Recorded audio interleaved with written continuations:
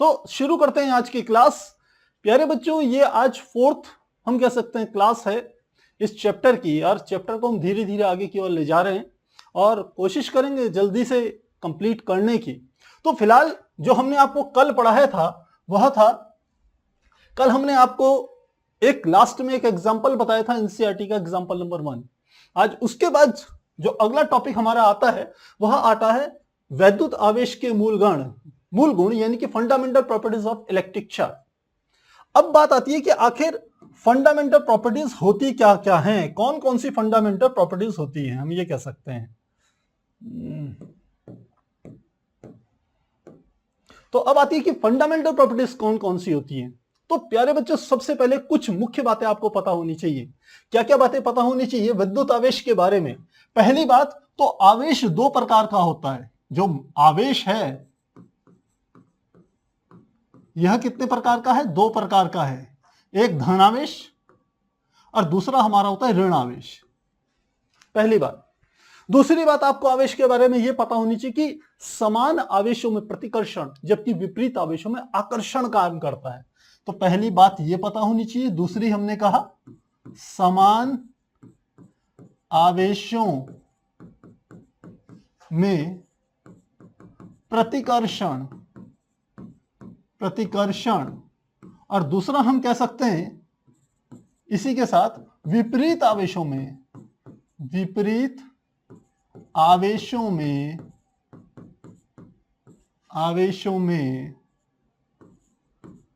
आकर्षण बल कार्य करता है। आकर्षण बल लगता है, यहां प्रतिकर्षण बल लगेगा, यहां आकर्षण बल लगेगा। तो ये तीन बातें आपको पता होनी चाहिए। अब हम यहां से आगे बढ़ते हैं। तो इसमें जो हमारी पहली प्रॉपर्टी आती है आवेशों की योज्यता आती है, यानी कि एडिशन ऑफ चार्जेस। आखिर आवेशों को जोड़ा कैसे जाए। आवेशों को जोड़ने के लिए सबसे अच्छी बात यह है कि आवेश क्या है? अदिश राशियां। और अदिश राशियों को जोड़ना काफी आसान है, क्योंकि आप छोटी क्लासों में जोड़ने के जितने भी नियम पढ़ते हैं वे सारे के सारे हम कहते हैं अदिशों के नियम होते हैं। तो इसको ठीक वैसे ही जोड़ा जाता है जैसे आप बीजगणित में अलजेब्रा में यूज करते हैं जोड़ने का। तो पहली बात आपको पता होनी चाहिए, हम लिखते हैं क्योंकि आवेश अदिश राशि है, अतः इसे जोड़ने के लिए बीजगणित के नियमों का उपयोग करते हैं। यह है बीजगणित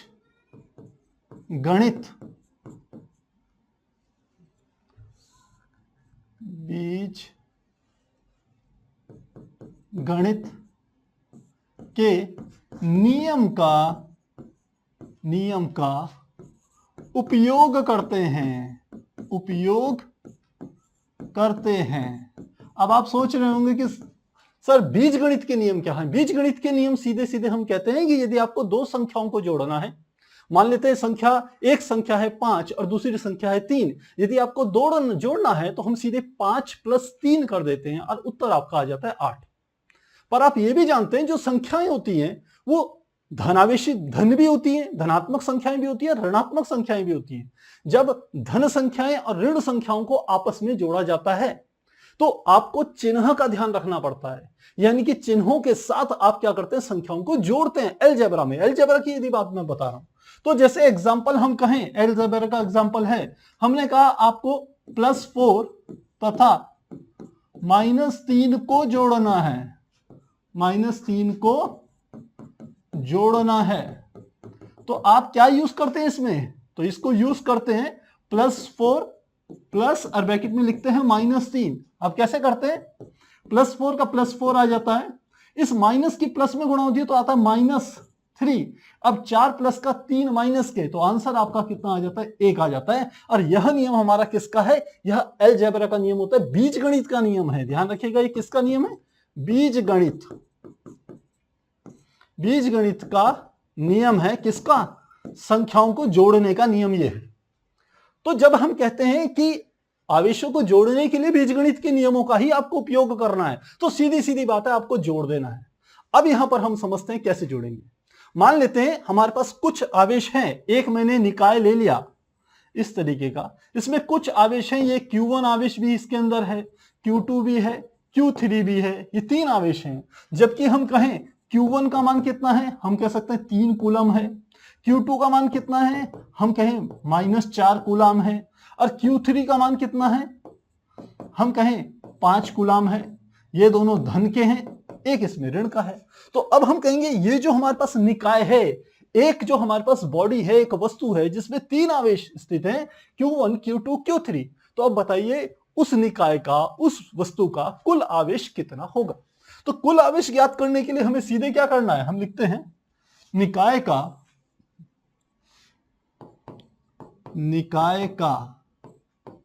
कुल आवेश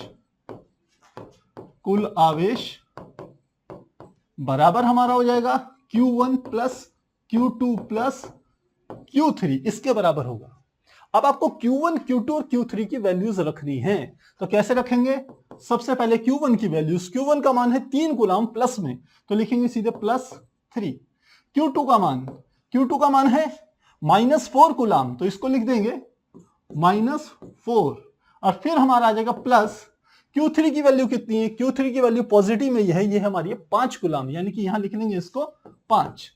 तो अब आपको सिंपल इन्हें जोड़ना है, तो क्या आ जाएगा, ये आ जाएगा 5 भी प्लस का, 3 भी प्लस का, 5 भी प्लस का, तो प्लस के तो कितने हो गए 8, और माइनस की प्लस में गुणाओगे तो क्या आ जाएगा माइनस, साथ में क्या आ गया 4, तो 8 में से 4 गए, कितना आ गया 4। और क्योंकि हम ये आवेशों की बात कर रहे हैं और आपको पता है आवेश का जो मात्रक होता है कूलम, इसलिए ये आ जाएगा 4 कूलम। तो जो हमारा पहला टॉपिक था एनसीईआरटी का 1.5.1, आवेशों की योज्यता की एडिशन ऑफ चार्जेस, आवेशों को कैसे जोड़ा जाए, तो उसको जोड़ने का यह तरीका है। प्यारे बच्चों, आवेशों को ठीक वैसे ही जोड़ते हैं जैसे हम वस्तुओं के द्रव्यमान जोड़ते हैं। हमने कहा एक 5 किलोग्राम की वस्तु है, एक 3 किलोग्राम की वस्तु है, बताइए कुल कितना उनका द्रव्यमान होगा दोनों वस्तुओं का मिला के, तो 5 + 3 यानी कि 8 किलोग्राम हो गया। पर द्रव्यमान और आवेश में हमने आपको पहले भी बताया था एक अंतर है, द्रव्यमान केवल धनात्मक होता है जबकि आवेश धनात्मक भी होता है और ऋणात्मक भी होता है। तो इस बात को आपने ध्यान रखना है। तो प्यारे बच्चों, मुझे लगता है ये पहला जो हमारा टॉपिक था आवेशों की योज्यता यानी कि एडिशन ऑफ चार्जेस, ये अब आपको अच्छे से समझ में आ गया होगा। अब यहां पर एक और इंपॉर्टेंट चीज आती है, हालांकि उसका थोड़ा अगले टॉपिक्स में इसको डिटेल में हम समझेंगे। यहां पर थोड़ा सा एक चीज समझते हैं, जिसे हम कहते हैं बिंदु आवेश। बिंदु आवेश का क्या अर्थ हुआ। बिंदु आवेश का अर्थ होता है प्यारे बच्चों कि हमने कोई 2 आवेश लिए, मान लेते हैं पहला आवेश मैंने यहां पर ले लिया, ये Q1 आवेश है, और कुछ दूरी पर इसके कितना आवेश है, मान लेते हैं Q2 आवेश है। अब ये जरूरी नहीं है कि यह आवेश हम कहें गोलाकार ही हो, वृत्ताकार ही हो, ये ऐसा आवश्यक नहीं है कि जिस वस्तु पर यह स्थित है वह वस्तु क्या हो, गोलाकार हो, ऐसा कोई जरूरी नहीं है। वो आयताकार भी हो सकती है, घनाभ की शेप में भी हो सकती है, किसी शंकु की शेप में भी हो सकती है, और उन पर आवेश हो सकता है। लेकिन जब हम बोलते हैं बिंदु आवेश, तो इसका एक अर्थ होता है। इसका अर्थ है यदि इस वस्तु, वह वस्तु जिस पर की आवेश स्थित है, यदि उसका जो आकार है वह नगण्य हो, काफी कम हो, किसकी अपेक्षा में, इस आवेश से दूसरे आवेश के बीच की ये जो दूरी है, इनके केंद्रों के बीच की जो दूरी है, ये जो दूरी है बीच की दूरी r, यदि इस दूरी की तुलना में इस जो हमारे पास वस्तु है जिस पर ये आवेश स्थित है, इसका आकार हम कहें काफी कम है, तो ऐसी वस्तुओं को पर जो आवेश होता है उसे कहते हैं बिंदु आवेश।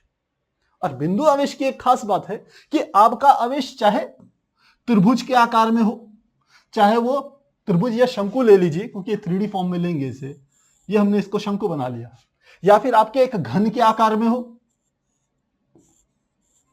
इस तरीके से ये घन के आकार में हो, ये यहां पर हो सकता है, ये शंकु भी यहां पर हो सकता है, ये घन भी यहां पर हो सकता है।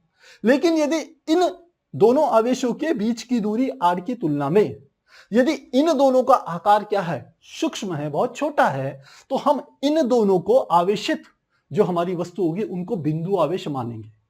और इसका अर्थ है कि आवेश तो इसके पृष्ठ पर स्थित होगा, लेकिन हम मानेंगे कि इसके सेंटर पर, बिल्कुल केंद्र पर जो बिंदु है, वहां पर ही संपूर्ण आवेश स्थित है। तो इस घन के लिए वो यहां होगा, इस शंकु के लिए यहां होगा। तो हो सकता है काफी सारे बच्चों को मेरी ये बात समझ में आ गई हो बिंदु आवेश की, और हो सकता है आप में से कुछ बच्चों को ये बात समझ में न भी आ रही। तो लेकिन जब हम आगे कूलाम का नियम पढ़ाएंगे, कूलाम का नियम बहुत इंपॉर्टेंट नियम है जिसका पूरी की पूरी फिजिक्स में हमारे यूज होगा, इलेक्ट्रोस्टैटिक्स में, तो वहां पर हम इस बिंदु आवेश के कॉन्सेप्ट को आपको और डिटेल में समझाएंगे। तो मुझे लगता है इतनी बात आपको समझ में आ गई होगी। यदि कहीं पर आपके कोई डाउट है तो प्यारे बच्चों चैट सेक्शन में आप लिख सकते हैं। तब तक आप चाहें, जो बच्चे उसका स्क्रीनशॉट लेना चाहें तो स्क्रीनशॉट ले सकते हैं।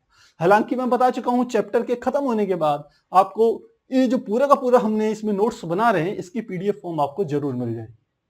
तो आप यदि कोई डाउट है तो चैट सेक्शन में लिख सकते हैं, और आप चाहें तो स्क्रीनशॉट भी ले सकते हैं। लेना चाहें 1 2 3 4। मुझे लगता है स्क्रीनशॉट आपने ले लिया होगा। अब हम चलते हैं अगली हमारी प्रॉपर्टी आती है वैद्युत आवेश संरक्षित है, यानी कि ये कहता है कंजर्वेशन ऑफ चार्ज।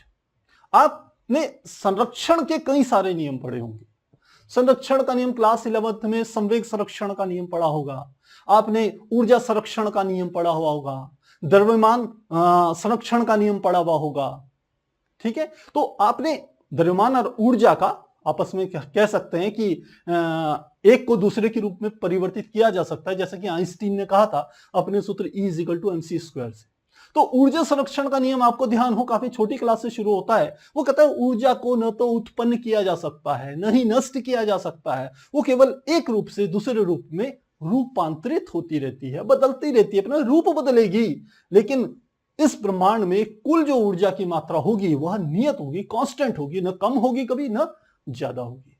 ठीक वैसे ही यहां पर आ रहा है वैद्युत आवेश संरक्षित है, यानी कि कंजर्वेशन ऑफ चार्ज। इसका सीधा अर्थ है कि जो भी हमारे विश्व में, ब्रह्मांड में जितना भी आवेश स्थित है वह नियत है, कांस्टेंट है, और उसका मान न तो ज्यादा हो सकता है और न कम हो सकता है। इसी बात को इस सिद्धांत में बताया गया है। तो पहले लिख लेते हैं जिससे आपके नोट्स में ये चीज काम आए, फिर उसके बाद इसको डिटेल में समझते हैं। तो हमने क्या कहा? हमने कहा इसके अनुसार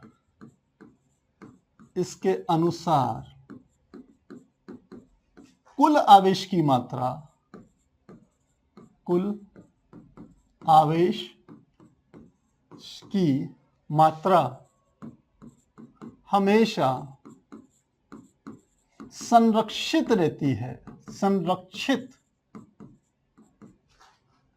अर्थात, संरक्षित का अर्थ है अर्थात नियत रहती है, नियत रहती है, संरक्षित रहती है, अर्थात उसका मान किसका मान? आवेश का मान, या जिसे हम कहेंगे कुल आवेश। हम क्या कहेंगे इसे कहेंगे कुल आवेश।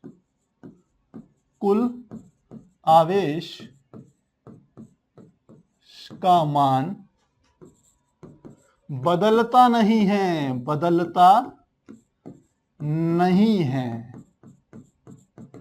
तो अब इतनी बात को हमने समझना है कि आखिर ये क्या चीज है।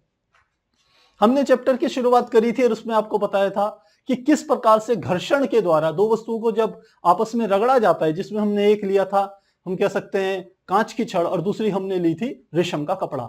जब इनको आपस में रगड़ते हैं तो कांच की छड़ पे हल्की वस्तुओं को आकर्षित करने का गुण आ जाता है, और उसका कारण भी हमने बताया था कि कांच की छड़ से कुछ इलेक्ट्रॉन ट्रांसफर हो जाते हैं रेशम के कपड़े में, जिसके कारण कांच की छड़ में क्या आ जाता है? धन आवेश आ जाता है। क्योंकि इलेक्ट्रॉन जहां पर कम होंगे वहां पर क्या आएगा? धन आवेश आएगा। जहां पर इलेक्ट्रॉनों की संख्या ज्यादा होगी वहां पर क्या आएगा? ऋण आवेश आएगा। तो हमने वहां पर बताया था कि कांच की छड़ को यहीं पे बना लेते हैं, ये हमने बनाई कांच की छड़, ये हमारी है कांच की छड़, और यहां हमारा दूसरा हमने ले लेते हैं एक, ये हमारे पास है रेशम का कपड़ा, ये है रेशम का कपड़ा, रेशम का कपड़ा है। तो जब इन दोनों को रगड़ा था तो हमने देखा था यहां से कुछ इलेक्ट्रॉन निकल करके ट्रांसफर हो गए थे। क्या ट्रांसफर हुए थे? इलेक्ट्रॉन ट्रांसफर हो गए थे। तो यदि मैं कहूं कितने इलेक्ट्रॉन ट्रांसफर हुए, 4 इलेक्ट्रॉन, तो इस पर अतिरिक्त 4 इलेक्ट्रॉन आ गए, 1 2 3 और 4। तो इस पर कितना धन आवेश आया होगा? क्योंकि एक इलेक्ट्रॉन से एक धन आवेश उत्पन्न होगा, तो हम यहां पर कहेंगे धन आवेश की मात्रा कितनी हो जाएगी? यहां 1 धन आवेश, 2 धन आवेश, 3 धन आवेश और ये 4 धन आवेश। तो हम कहें रगड़ने से पहले कुल आवेश कितना था? यह कांच की छड़ भी उदासीन थी, क्योंकि इसके अंदर जितने इलेक्ट्रॉन होंगे उतने ही इसके परमाणु में प्रोटॉन होंगे। तो इस पर कुल आवेश क्या था? 0। और इस पर भी रगड़ने से पहले कपड़े पर कुल आवेश क्या रहा होगा? 0, क्योंकि कल बताया था कि एक परमाणु में जितने इलेक्ट्रॉन होते हैं उतने ही प्रोटॉन होते हैं। इलेक्ट्रॉनों पर ऋण आवेश और प्रोटॉनों पर उतना ही धन आवेश होता है। तो परिणामी आवेश इन दोनों को जोड़ें तो हो जाता है 0। कल हमने सोडियम का एग्जाम्पल लेकर के इस बात को आपको समझाया था। तो ये भी उदासीन था, ये भी उदासीन था। जब इन दोनों को आपस में रगड़ा कांच की छड़ को रेशम से, तो यहां से 4 इलेक्ट्रॉन निकल करके यहां पर पहुंच गए। तो इसमें 4 इलेक्ट्रॉनों की हम कहें बढ़ोतरी हो गई, जबकि इसमें 4 इलेक्ट्रॉन घट गए। लेकिन इन दोनों को यदि कुल मिलाकर के देखा जाए तो न तो कोई इलेक्ट्रॉन उत्पन्न हुआ और न कोई इलेक्ट्रॉन नष्ट हुआ। केवल इलेक्ट्रॉन यानी कि आवेश स्थानांतरित हो गया कांच की छड़ से, किसमें? रेशम के कपड़े में। तो यह बात हमें बताती है कि आवेश संरक्षित है, कंजर्व है। वह क्या हो रहा है? न तो कहीं उत्पन्न हो रहा है, न कहीं नष्ट हो रहा है। तो इतनी बात समझ में आपको आ गई होगी। दूसरी बात यहां पर आती है कि बहुत सी ऐसी क्रियाएं हैं, जब हम नाभिकीय अभिक्रियाओं के बारे में बात करते हैं तो नाभिकीय अभिक्रियाओं में होता क्या है? हमने वहां आपको बताए थे 3 कण बताए थे। तो हमने परमाणु का स्ट्रक्चर यदि बात करें तो ये हमारा क्या होता है? एक नाभिक होता है। इस नाभिक में क्या चीजें होती हैं? 2, न्यूक्लियस होता है। ये नाभिक न्यूक्लियस है, तो इसमें एक होता है हमारे पास प्रोटॉन और दूसरा हमारे पास क्या होता है? न्यूट्रॉन। प्रोटॉन पे कैसा आवेश होता है? धन आवेश। न्यूट्रॉन पे कैसा आवेश होता है? कोई आवेश नहीं होता न्यूट्रॉन पे। अब इसके चारों तरफ हमने कहा था यहां पर इस प्रकार से इलेक्ट्रॉन घूमते रहते हैं, और ये हमारे क्या हो गए? ये इलेक्ट्रॉन हो गए। तो ये बाहर की ओर क्या होते हैं? इलेक्ट्रॉन घूमते हैं। तो हमने बताया था जितने इलेक्ट्रॉन बाहर होंगे उतने ही नाभिक में प्रोटॉन होंगे। तो यदि इलेक्ट्रॉन में कहूं 1 2 3 4 5 6 7 इलेक्ट्रॉन हैं, तो प्रोटॉनों की संख्या कितनी होगी? +7 होगी। तो इलेक्ट्रॉन कितने हैं? माइनस। क्या इलेक्ट्रॉन माइनस का आवेश होता है? तो इलेक्ट्रॉनों की संख्या हम कह दें कितनी होगी? 7 हो गई। ऐसे लिख देते हैं 7। और प्रोटॉनों की संख्या भी कितनी है? 7। इलेक्ट्रॉनों पे कैसा आवेश होता है? -1। थोड़ा सा इसको मिटाएंगे। तो इलेक्ट्रॉनों पे हमने कहा कितने हैं? 7 इलेक्ट्रॉन है। प्रोटॉन में कितने हैं? 7। इलेक्ट्रॉन पे कैसा आवेश? ऋण आवेश। प्रोटॉन पे कैसा आवेश? धन आवेश। तो ये 7 ऋण आवेश 7 धन आवेश को कैंसिल कर देते हैं, परिणामी जो परमाणु होता है वह उदासीन होता है। अब ये बात तो हम एक जनरल वे में कहते हैं। कभी कभी न्यूक्लियर रिएक्शंस में क्या होता है कि एक न्यूट्रॉन टूटता है और उससे 2 आवेश उत्पन्न होते हैं। तो ये हमने कहा एक न्यूट्रॉन टूटा और उससे क्या बन गया? एक हम कह सकते हैं प्रोटॉन की उत्पत्ति हो गई और एक इलेक्ट्रॉन की उत्पत्ति हो गई। तो अब आप कहोगे कि सर यहां पर तो आप रिएक्शन बता रहे हैं, न्यूट्रॉन पे तो कोई भी आवेश नहीं था, लेकिन वह परिवर्तित हो गया, टूट के बदल गया एक प्रोटॉन और एक इलेक्ट्रॉन के रूप में। तो यहां पर तो नए नए आवेश उत्पन्न हो गए। लेकिन आप यदि ध्यान दीजिए, इलेक्ट्रॉन पे जितना ऋण आवेश होगा कितना होता है? माइनस का 1.6 गुणा 10⁻⁻19 कूलम। ये इलेक्ट्रॉन पे आवेश होता है। और प्रोटॉन पे कितना आवेश होता है? ये होता है प्लस का 1.6 गुणा 10⁻19 कूलम। तो इसका आवेश ऋण आवेश है, इसका आवेश धन आवेश है। कुल आवेश को यदि आप देखेंगे तो उतना ही धन उतना ही ऋण, इनको आपस में जोड़ेंगे तो परिणामी आ जाएगा 0। और न्यूट्रॉन पे कैसा आवेश होता है? 0। तो प्रकृति पे जितना भी आवेश प्रारंभ में रहा होगा ब्रह्मांड में, उतना ही आवेश आज भी स्थित है।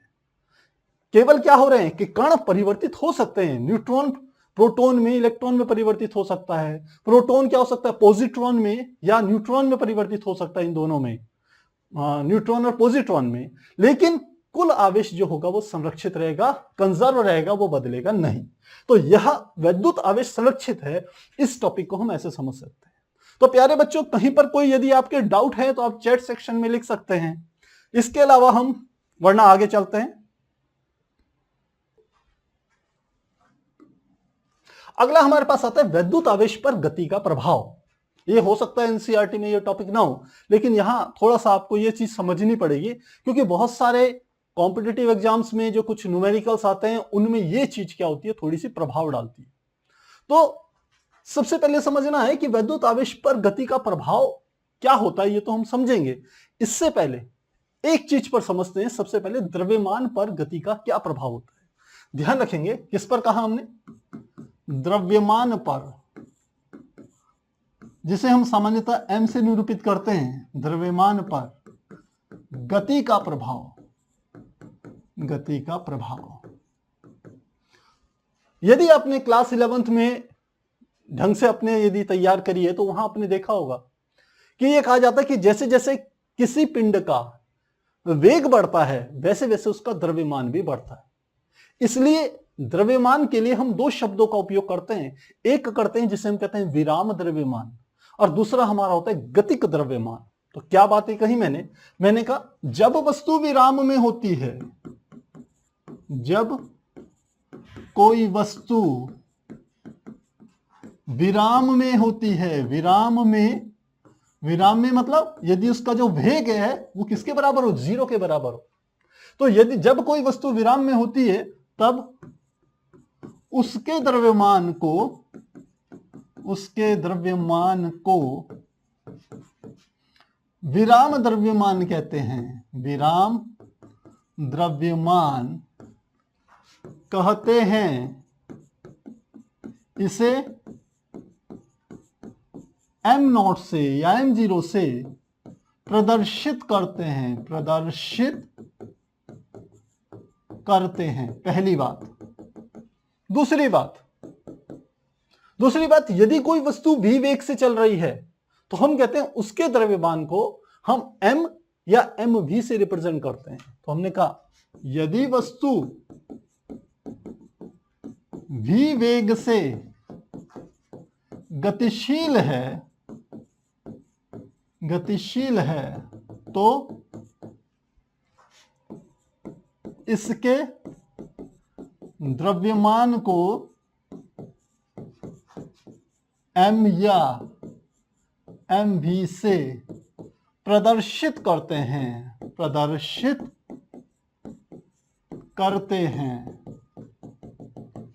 दूसरी बात भी आपको समझ में आ गई होगी।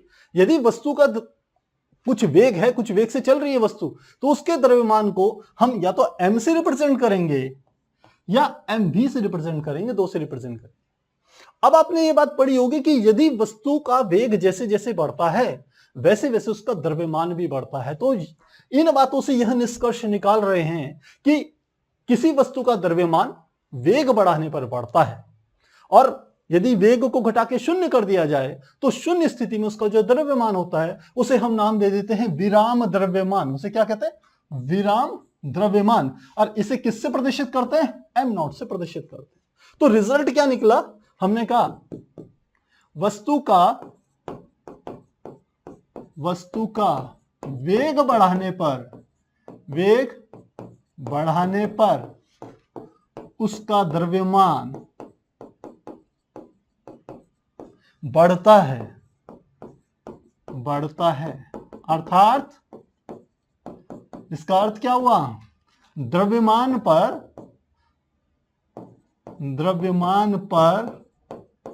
गति का प्रभाव पड़ता है, गति का प्रभाव पड़ता है। तो ये बात आपको इतनी समझ में आ जानी चाहिए। बहुत से बच्चे कह रहे होंगे कि सर ठीक है आपने कह दिया, क्या कोई फार्मूला है? तो बिल्कुल एक फार्मूला है। इस फार्मूले को अपेक्षिकता के सिद्धांत से हम निकाल सकते हैं, और हमारे पास जो सूत्र होता है इस चीज को प्रूफ करने के लिए वह होता है m बराबर होता है m0 √1 माइनस v स्क्वायर बटे c स्क्वायर के बराबर होता है। और यह हमारा क्या होता है, वह सूत्र है जो बताएगा कि जैसे जैसे वस्तु का वेग बढ़ेगा वैसे वैसे वस्तु का द्रव्यमान किस प्रकार से परिवर्तित होता है। तो ये सारी बातें तो हमने किसके संदर्भ में करी, द्रव्यमान के संदर्भ में। अब बात आ जाइए अपनी मूल प्रश्न में, आवेश पर गति का क्या कोई प्रभाव पड़ता है। तो साइंटिस्टों ने विभिन्न प्रकार के प्रयोगों से यह देखा कि क्योंकि द्रव्यमान का प्रभाव भी उन्होंने अपने प्रयोगों के दौरान देखा था, उससे निष्कर्ष निकाले। ठीक इसी प्रकार से प्रयोगों के द्वारा साइंटिस्टों ने यह देखा कि किसी वस्तु के आवेश पर उसके गतिशील होने का या उसके विराम में रहने का कोई प्रभाव नहीं पड़ता। अर्थात किसी वस्तु का आवेश गति के कारण प्रभावित नहीं होता। तो मूल बात को समझिएगा, हमने कहा किसी वस्तु का आवेश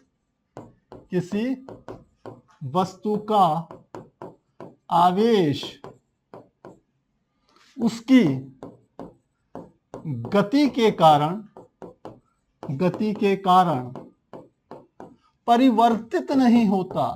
परिवर्तित नहीं होता। क्योंकि यदि ऐसा होता तो आप खुद ही सोचिए, जो इलेक्ट्रॉन, प्रोटॉन, न्यूट्रॉन्स ये चल रहे हैं, इलेक्ट्रॉन प्रोटॉन, तो हम कहते हैं कि यदि इनका वेग कम है तो इसका द्रव्यमान कम है, यदि वेग ज्यादा है तो इसका द्रव्यमान ज्यादा। लेकिन आवेश, यदि वेग कम है तो हम कहते हैं उसका आवेश कम, और यदि वेग बढ़ गया तो आवेश ज्यादा। लेकिन ऐसा नहीं होता है। तो मूल बात है, किसी वस्तु का आवेश उसकी गति के कारण परिवर्तित नहीं होता। इस सूत्र को ध्यान रखिएगा। काफी सारे हम कह सकते हैं न्यूमेरिकल पोर्शन में, खासकर जो कॉम्पिटिटिव एग्जाम्स में आते हैं, उसमें आपको इस वाले जो हमारा फार्मूला है, ये वाला, इस फार्मूले का आपको उपयोग करना पड़ेगा। तो मुझे लग रहा है इतनी बात आपको समझ में आ गई होगी। बिल्कुल आप स्क्रीनशॉट ले सकते हैं।